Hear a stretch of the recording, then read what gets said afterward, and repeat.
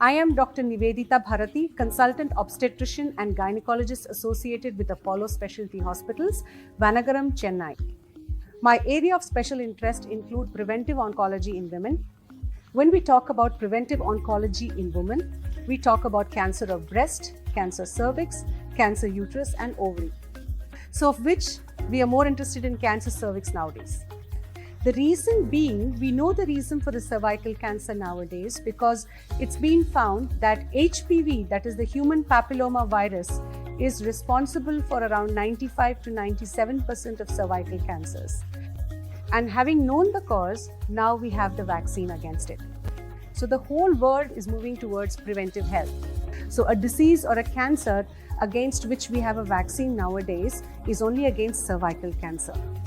So which is even available in our country nowadays.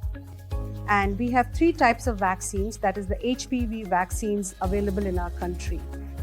One is a quadrivalent vaccine which has been in use since 2006, and now recently we have a nonavalent vaccine.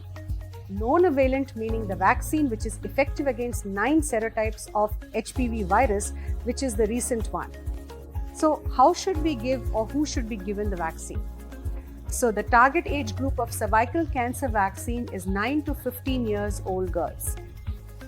So that is the primary target population to give the cervical cancer vaccine. So after that, so what if a girl comes at 16 years of age asking for a cervical cancer vaccine?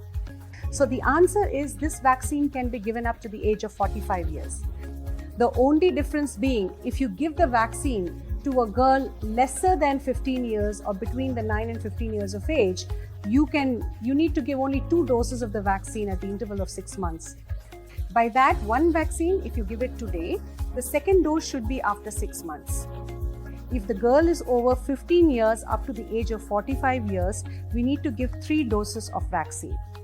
That is the first dose followed by a second dose 2 months later, and 6 months later will be the third dose. It is always important to finish the complete course of the vaccines to have the complete effective response of the vaccine. So but the WHO has simplified these vaccine schedule more nowadays, meaning below the age of 20 years, it is essential or it is enough to give 1 dose of vaccine, and above 20 years, it is 2 doses of vaccine, which is easy to remember, and it is easier also to administer more number of girls at this age. So having said that, the vaccine is the primary prevention strategy against cervical cancer.